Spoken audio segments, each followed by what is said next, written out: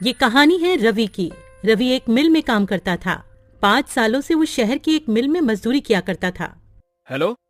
हाँ बोलो रमा, कैसे फोन किया? हेलो जी, आप तो हमें गांव में लेने आने वाले थे, क्या हुआ जी, आप आए नहीं? रमा, अभी ठंड बहुत हो रही है और मेरे पास तुम्हें गांव से शहर लाने के लिए अभी पैसे भी नहीं है। तुम कुछ दिन और रुक जाओ वहाँ। क्या कहा आपने? ऐसा मत बोलिए। आप कब से बोल रहे हो कि हमें लेने आओगे? दीपू मुन्नी भी रोज आपका इंतजार करते हैं। सुनिए जी, अगर आप कहें तो मैं खुद ही आ जाऊं क्या आपके पास बच्चों को लेकर? मेरे पास कुछ पैसे पड़े हैं, आप जो भेजते थे मैंने उसमें से बचाए हैं। अगर ऐसा है तो फिर आ जाओ, और तुम्हारे पास घर का पता तो है ही, वहाँ ही चले जाना। रमा अपने दोनों बच्चों को लेकर गांव से शहर के लिए निकल जाती है। उसके साथ उसकी बहन दिव्या भी होती है। रमा के माता पिता की मृत्यु के बाद अब वो बेचारी कहाँ जाती, इसलिए रमा उसे अपने साथ ही ले लेती है। ठंड का समय चल रहा था, दिसंबर का महीना, जिसमें कड़ाके की ठंड पड़ती है। रात होते ही रवि मिल से अपने घर को निकलता है। अरे यार, आज तो कुछ ज्यादा ही ठंड पड़ रही है। हाँ यार रवि, ये ठंडी ठंडी हवाएं और चारों तरफ पड़ती हुई धुंध, बहुत सी ठंड है भाई। चल जल्दी जल्दी घर चलते हैं। रवि अपने घर पहुंचता है। वो एक झोपड़ी में रहता था। रवि अपने बच्चों को देखकर बहुत खुश हो जाता है। वहीं वो अपनी साली दिव्या को भी देखता है। अरे दिव्या, तुम यहाँ? ओह अच्छा, याद आया। कोई बात नहीं, अब तुम हमेशा ही हमारे साथ रहना। पापा, मुझे आपकी बहुत याद आ रही थी। हाँ पापा, आप हमें लेने क्यों नहीं आए? बच्चों, मुझे थोड़ा सा काम था। तुम दोनों ने कुछ खाया? हाँ जी, मैंने दाल चावल बनाए थे। आप भी हाथ मुंह धो लो, मैं आपके लिए भी खाना लगा देती हूँ। खाना पीना खाने के बाद सभी लोग फर्श पर सो जाते हैं। यहाँ रवि के पास बस एक ही कंबल होता है। अब पांचों लोग नींद में उस कंबल को अपनी अपनी तरफ खींचते हैं। एक तरफ रमा और रवि लेटे हुए थे, दूसरी तरफ दोनों बच्ची और दिव्या लेटी हुई थी। रमा को ठंड लग रही होती है तो वो सारा कंबल अपनी ओर खींच लेती है। ठंड तो उस समय सबको लग रही होती है, ठंड जो इतनी कड़ाके की पड़ रही होती है। तभी रवि उठकर देखता है कि उसके बच्चे और उसकी साली दिव्या ठंड से कांप रहे होते हैं और सारा कंबल रमा ने ओढ़ा हुआ होता है। रमा, उठो उठो जल्दी। क्या हुआ जी, आप जाग क्यों रहे हो? वहाँ देखो। रमा अपने बच्चों और बहन की तरफ देखती है और वो घबरा जाती है। उसके बच्चे और बहन ठंड से कांप रहे होते हैं। हाजी, आप देख क्या रहे हो? जल्दी से कंबल बच्चों पर डाल दो ना, ठंड बहुत है। रवि सारा कंबल बच्चों और दिव्या पर डाल देता है और रवि और रमा दोनों ही बिना कंबल के ठंड से ठिठुर के सो जाते हैं। सुबह रवि और रमा दोनों ही जल्दी उठ जाते हैं। रमा, तुम ठीक तो हो ना? तुम्हें सर्दी तो नहीं हो गई? रात को बहुत ज्यादा ठंड थी, मैं इसीलिए तुम सबको यहाँ नहीं बुलाना चाहता था। मेरे पास तुम्हें ठंड से बचाने के लिए कपड़े भी नहीं है, मुझे माफ कर दो। हाजी, आप क्यों माफी मांग रहे हो? आप चिंता मत करो, मैं बिल्कुल ठीक हूँ। आप तैयार हो जाइए, आपको मिल भी तो जाना है। मिल जाते हुए रवि परेशान सा लग रहा होता है। वो सोच रहा था कि मालिक से एडवांस पैसे ले लेगा, जिससे वो एक और कंबल खरीद कर ले आएगा। लेकिन जब वो मिल जाकर देखता है तो मिल में जोरों की आग लगी हुई होती है। वो अपने दोस्त प्रीतम से पूछता है, प्रीतम, ये मिल में आग कैसे लग गई है? ये कैसे हुआ? अरे क्या बताऊं यार, शॉर्ट सर्किट हो गया और मिल में आग लग गई। अभी मालिक आए थे, उन्होंने कहा कहीं और काम ढूंढ लो। मेरे पास इतना पैसा नहीं है कि मैं दोबारा काम शुरू कर पाऊं। रवि प्रीतम से ऐसा सुनकर और निराश हो जाता है और सोच में पड़ जाता है कि अब तो वो इतनी जल्दी कंबल कहाँ से लाएगा। ना काम है और ना ही पैसे। प्रीतम, अब हम क्या करेंगे, क्या काम करेंगे? देख भाई, मेरे पास कुछ पैसे हैं जिनसे मैं एक छोटी सी चाय की दुकान खोलूंगा। मेरे पास थोड़ी सी सेविंग्स है। तू बता, तू क्या करेगा? पता नहीं यार, मेरे पास तो पैसे भी नहीं है। जितने पैसे यहाँ से मिलते थे वो पैसे तो मैं अपने गांव भेज देता था। अब तो मेरे पास एक फूटी कौड़ी तक नहीं है। चल, मैं घर चलता हूँ, फिर मिलेंगे यहाँ। रवि घर आ जाता है। उसे देखकर रमा समझ जाती है कि कुछ तो बात हुई है। रमा अभी तो कुछ नहीं कहती है। जब बच्ची और बहन खाना खा के सो जाते हैं तब रमा कहती है, क्या हुआ जी, जब से आए हो आप परेशान लग रहे हो, क्या बात है, बताओ ना मुझे। रवि रमा को सारी बात बता देता है। रमा भी रवि को ऐसे उदास देखकर खुद भी उदास हो जाती है और कहती है, हाजी, आप इतना परेशान क्यों हो रहे हो? सब ठीक हो जाएगा, भगवान पर भरोसा रखो। मेरे पास कुछ पैसे बचे हैं, उनसे आप थोड़ी सी रुई और कपड़ा ला देना, मैं उससे एक रजाई बना लूंगी। उसके बाद आप काम ढूंढने चले जाना। सुबह होते ही रवि रमा को रुई और कपड़ा देकर वहां से चला जाता है और रमा रुई को कपड़े में भरकर रजाई की तरह सिल रही होती है। तभी, दीदी क्या हुआ? सब ठीक तो है ना? जब से हम यहाँ आए हैं जीजाजी कुछ दुखी से रहते हैं, क्या उसकी वजह मैं हूँ? अरे दिव्या, तू पागल है क्या? ऐसा कुछ भी नहीं है। तू तो जानती है ना, तेरे जीजाजी तो ऐसे नहीं है जैसा तू सोच रही है। वो तो उनकी मिल में आग लग गई है, वो इसीलिए परेशान है। तू ज्यादा अपना दिमाग मत चला। हाँ, जाकर अब अपना काम कर। रमा एक सुंदर सी रजाई बना देती है। उधर रवि पूरे दिन यहाँ वहाँ काम ढूंढता है, पर उसे कोई काम नहीं मिलता है। वो निराश होकर घर आ जाता है। रवि घर आकर देखता है रमा ने एक सुंदर सी रजाई बना ली होती है। अरे वाह रमा, तुमने तो बहुत ही सुंदर रजाई बनाई है। अरे तुम तो बहुत ही अच्छी रजाई बनाती हो। जी, वो गांव में खाली समय में मैंने रजाई बनाना सीख लिया था। आप बताइए, कहीं काम मिला क्या आपको? नहीं रमा, बहुत ढूंढा पर कहीं कोई काम नहीं मिला। कल फिर जाऊंगा, देखते हैं, कहीं कुछ न कुछ काम मिल ही जाएगा। रमा बच्चों को नई रजाई में सुला देती है और खुद दोनों मियाँ बीवी पुराने कंबल में सो जाते हैं। अगले दिन रवि का दोस्त प्रीतम रवि का हाल पूछने उसके घर आया हुआ होता है। तभी, अरे वाह रवि, ये रजाई तो बहुत अच्छी है, कहाँ से लाए हो? अरे प्रीतम, मैं ये कहीं से लाया नहीं हूँ। ये रजाई तो तेरी भाभी ने बनाई है। क्या कह रहे हो? ये रजाई भाभी ने बनाई है? भाई ये तो बिल्कुल वैसी ही रजाई है जो दुकानों में मिलती है। अरे वाह भाभी जी, आप तो बहुत ही बड़ी कलाकार हैं। अरे तू वो सब छोड़, ये बता तेरी चाय की दुकान का क्या हुआ? हाँ भाई, मैं इसीलिए तो आया हूँ। मैंने हाईवे पर एक चाय का स्टॉल खोला है। तू बता, तेरा क्या हुआ? कहीं पर काम मिला कि नहीं? नहीं भाई, अभी तो मुझे कहीं भी कोई काम नहीं मिला। मिल जाएगा, वैसे भी मैं ढूंढ तो रहा ही हूँ। अच्छा, आप भाभी एक रजाई मेरे लिए भी बना देना, मुझे ये रजाई बहुत पसंद आई है। जी भाई साहब, मैं आपके लिए भी एक ऐसी ही रजाई बना दूंगी, आप ले जाना। अच्छा रवि, तुम एक काम क्यों नहीं करते हो? क्यों ना तुम रजाई बेचना शुरू कर दो। भाभी जी बहुत अच्छी रजाई बनाती है, लोग खूब खरीदेंगे ऐसी रजाई। तुम बोल तो ठीक ही रही हो, अभी तो मेरे पास कोई और काम नहीं है और ठंड भी बहुत पड़ रही है। चलो ऐसा ही करके देखता हूँ कुछ दिन। पर प्रीतम, मैं ये रजाई बेचूंगा कहाँ? हाईवे पर मेरे चाय के स्टॉल के पास तुम भी रजाई बेच सकते हो। पर प्रीतम, एक और दिक्कत है, मेरे पास पैसे भी नहीं है सामान लाने के लिए। अरे तुम चिंता मत करो, ये लो पैसे, इनसे तुम सामान ले आना है। ठीक है, फिर मैं आज ही रजाई बनाने का सामान ले आता हूँ। क्यों रमा, ठीक है ना? आप जैसा भी कहो, मैं तो आपके साथ कोई भी काम करने को तैयार रहती हूँ। रवि और प्रीतम दोनों चले जाते हैं। रवि बहुत सारी रुई और कपड़ा घर ले आता है। उसके बाद रमा रजाई बनाने का काम शुरू कर देती है। रवि के साथ साथ रमा की बहन दिव्या भी उसकी मदद कर रही होती है और बच्चे भी रजाई में रुई भरने में लगे हुए होते हैं। 2 से 3 दिन में सबने मिलकर 10 रजाइयाँ बना ली होती हैं और रवि सारी रजाइयाँ लेकर हाईवे पर प्रीतम के बगल में ही बेचने लगता है और देखते ही देखते उसकी रजाइयाँ बिकने लगती हैं।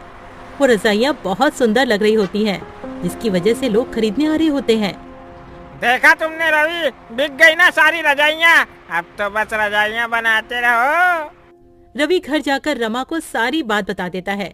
रमा बहुत खुश हो जाती है और रवि और रजाइयाँ बनाने की तैयारियां करने लगता है और रवि का रजाइयों का कारोबार खूब अच्छा चलने लगता है। इस तरह रवि अपना खुद का काम करने लगता है और अपने परिवार की सारी जरूरतों को पूरा करता है। गरीब पर ठंड का कहर। रामू एक बहुत गरीब मजदूर था, जिसके घर में उसकी पत्नी मधु और बेटी रानी रहा करती थी। पर अब गर्मियों का मौसम जाने को था और सर्दियों का मौसम आने को था। लेकिन रामू टूटी फूटी झोपड़ी में रहता था, जिसकी खिड़की से हवा आती थी और छत से भी। एक दिन रामू की पत्नी मधु रामू से कहती है कि सुनिए जी, ठंड आने वाली है और ठंड में घर के अंदर बहुत हवा आती है, तो आपको घर की मरम्मत करवानी चाहिए। और रामू उसे कहता है कि मैं कल जाकर अपने मालिक से कुछ पैसे उधार ले आऊंगा ताकि हम अपने घर की मरम्मत करवा सके। यूं ही एक दिन बीत जाता है और अगली सुबह रामू अपनी मजदूरी के काम पर जाता है और वो जिसके पास काम कर रहा था उस मालिक से कहता है कि साहब जी, अगले महीने से ठंड आ रही है और मेरे घर की छत टूटी हुई है, जिससे कि घर में हवा आती है, और अगर मैंने जल्दी उसे ठीक नहीं करवाया ना तो ठंड में बहुत दिक्कत हो जाएगी। रामू की बात सुन मालिक कहता है, अरे तो उसमें मैं क्या करूं? रामू कहता है, मालिक, आप थोड़े पैसे उधार दे देते तो मैं अपने घर की मरम्मत करवा लेता। मालिक कहता है कि अरे अभी तो तूने उतना काम भी नहीं किया है जो मैं तुझे उधार दे सकूं। अभी मेरे पास पैसे नहीं है। रामू कहता है, मालिक, ऐसा मत करो, आप मुझे कुछ पैसे उधार दे दो। मेरी एक छोटी बच्ची है, मैं और मेरी पत्नी तो ठंड सह लेंगे, पर मेरी बेटी नहीं सह पाएगी। रामू की लाख मिन्नतें करने पर भी उसे पैसे नहीं देता है और बेचारा रामू उदास शाम को घर लौट आता है। रामू के घर आते ही उसकी पत्नी मधु उससे पूछती है कि क्या आप मालिक से पैसे लाए? तो रामू उसे बताता है कि मालिक ने पैसे देने से मना कर दिया है। जिसके बाद मधु भी अब परेशान हो जाती है। दोनों ही इस बात को लेकर काफी परेशान हो गए थे कि अब सर्दियों में उनका गुजारा कैसे होगा।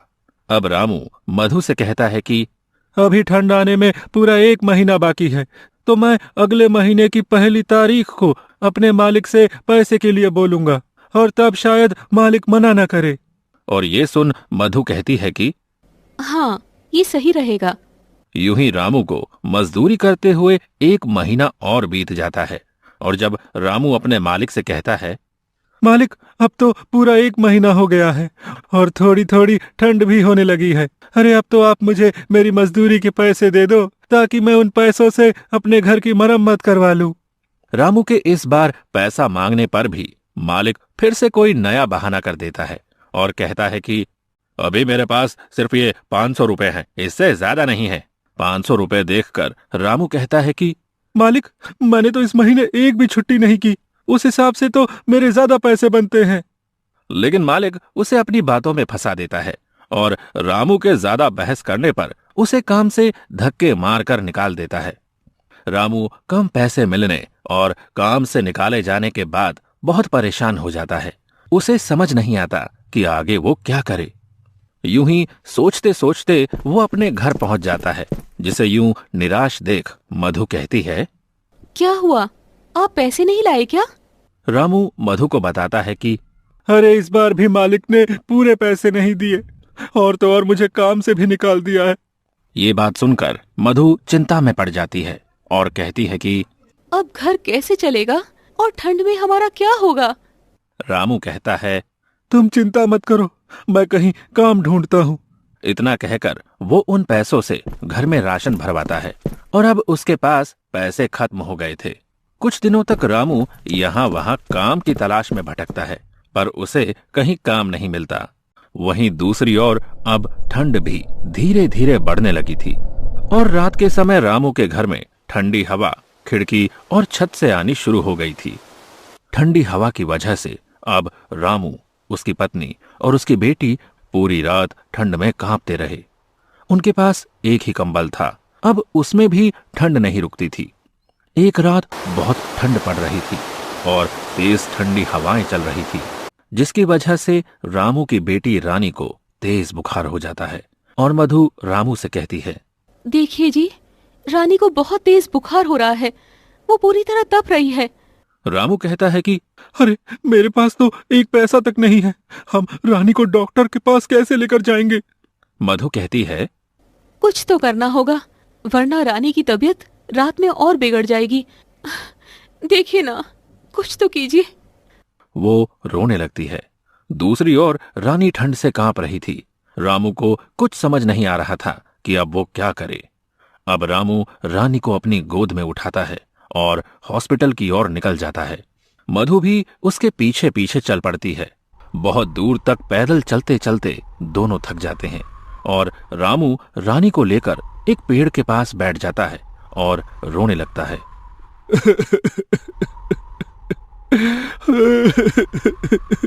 मुझे रोना आ रहा है अपनी लाचारी पर कि हमारे पास पैसे नहीं है कि हम अपनी बेटी को हॉस्पिटल तक ले जा सके। रानी के दिल की धड़कनें अब तेज हो रही थी और फिर से रामू उठता है और अपनी बेटी को लेकर हॉस्पिटल की ओर चल देता है। कुछ घंटों चलने के बाद वो मधु के साथ रानी को लेकर हॉस्पिटल पहुंच जाता है। लेकिन अफसोस, उसके पास पैसे ना होने पर डॉक्टर रानी का इलाज करने से इनकार कर देते हैं और रामू मधु और रानी को अस्पताल से बाहर कर देते हैं। अस्पताल की सीढ़ी पर रामू अपनी बेटी को गोद में लिए बैठा रो रहा था और दूसरी ओर ठंड धीरे धीरे बढ़ती जा रही थी।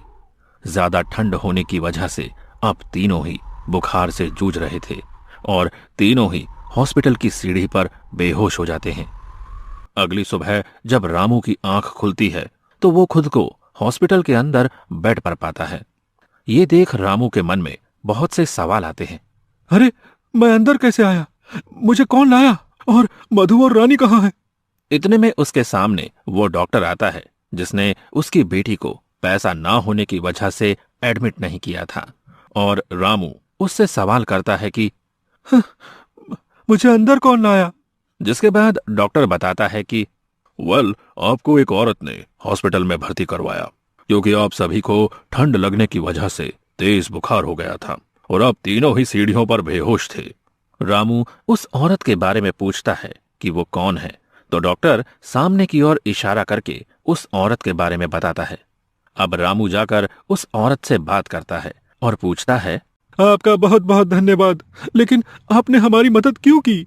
तो वो औरत बताती है, मेरा आपके परिवार से कोई रिश्ता नहीं है, लेकिन एक टाइम था जब मेरे साथ भी ऐसा ही हुआ था और मेरी फैमिली बहुत गरीब थी। मैं भी किसी सड़क किनारे ठंड से जूझ रही थी और किसी नेक दिल इंसान ने इसी तरह हमारी मदद की थी।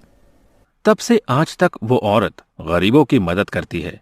ये सुनकर रामू उसे धन्यवाद कहता है और फिर रामू अपनी बेटी से मिलता है और अपनी पत्नी से भी। अब रामू से वो औरत पूछती है कि आखिर आपके साथ ऐसा क्या हुआ था जो सब इतनी देर रात तक हॉस्पिटल के बाहर बैठे थे? तो रामू उसे सारी बात बताता है, जिसके बाद वो औरत रामू और उसके परिवार की मदद करती है और रामू का घर भी बिल्कुल ठीक करवा देती है। अब रामू को गरीबी और ठंड दोनों से छुटकारा मिल जाता है। जिसमें श्यामू और सीमा रहा करते थे। श्यामू के घर में उसके माता पिता और उसका बड़ा भाई भी अपनी पत्नी के साथ रहा करते थे। श्यामू का बड़ा भाई राजीव शहर की एक बड़ी कंपनी में काम किया करता था, इसलिए उसका रहन सहन भी वैसा ही होता है। वहीं दूसरी तरफ श्यामू बिल्कुल सिंपल स्वभाव का होता है, जो गरीबी में ही अपना गुजर बसर किया करता था। श्यामू की पत्नी सीमा श्यामू का हर कदम पर साथ दिया करती थी। उन दोनों की जिंदगी गरीबी में भी खुशी से बीत रही होती है। श्यामू के माता पिता को गरीबी से चिढ़ होती है। उन्हें तो अमीरों वाली जिंदगी ही अच्छी लगती है और वो अमीरों की तरह ही अपना जीवन जीते हैं। एक दिन उनका बड़ा बेटा अपने माता पिता और सबके लिए बहुत सारे गिफ्ट लेकर आता है। माँ, बाबूजी, देखिए मैं आप दोनों के लिए अच्छे कपड़े लेकर आया हूँ। अरे वाह बेटा, इस घर में सिर्फ तू ही है जो हमारा इतना ध्यान रखता है। श्यामू को तो हमारी कोई चिंता ही नहीं है। ना तो उसने कोई पढ़ाई की और ना कोई अच्छी नौकरी करता है। ये तो बस मजदूर बनकर ही रह गया है।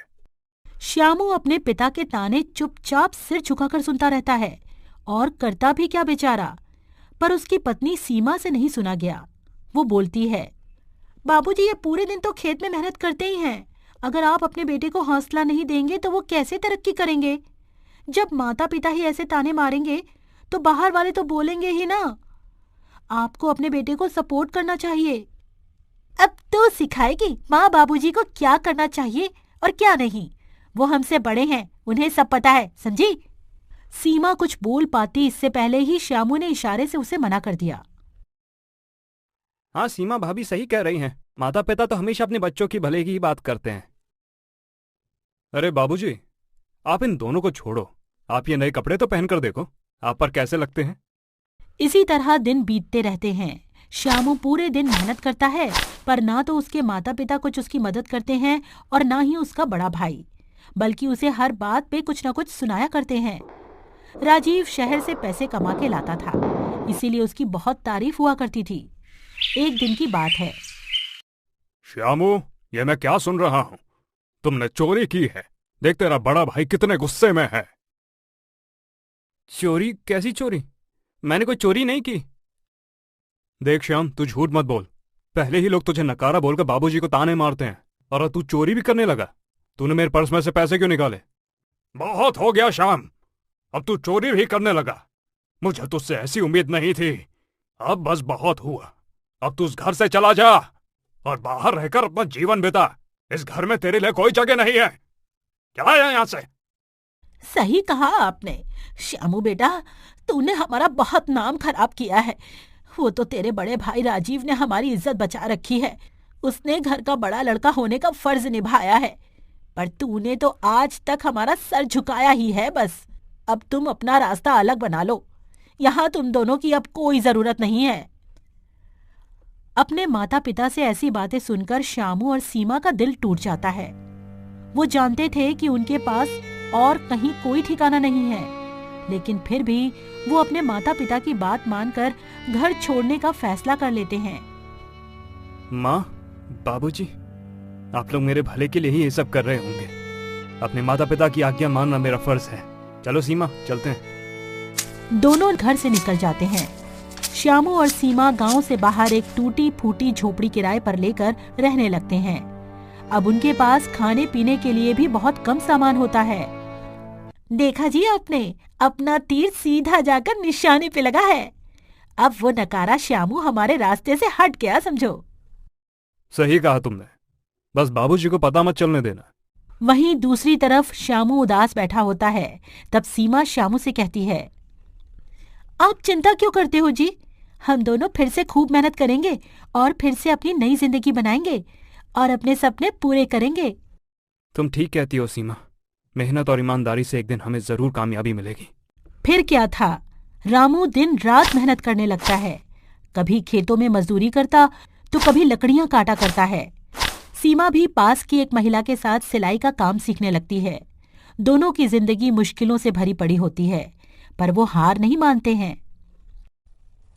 भाभी, मेरे पति बाहर मेहनत करते हैं, मेरा भी तो फर्ज बनता है ना कि मैं भी उनकी मदद करूं।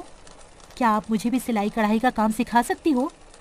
अरे क्यों नहीं सीमा, आजकल की लड़कियां तो अपने गरीब पति को छोड़कर ही भाग जाती हैं। वहीं तू है कि अपने पति का साथ देना चाहती है। तू चिंता मत कर, मैं तुझे सब कुछ सिखा दूंगी।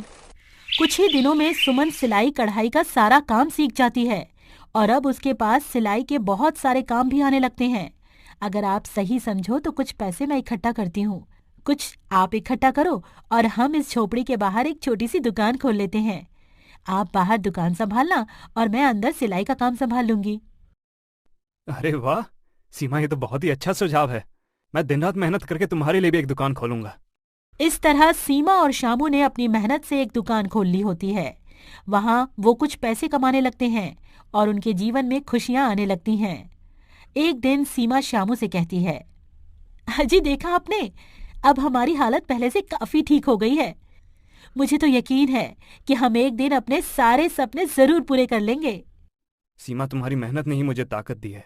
हमारे पास कुछ नहीं था, तुम्हारी मेहनत और भरोसे ने ही हमें यहाँ तक पहुँचाया है।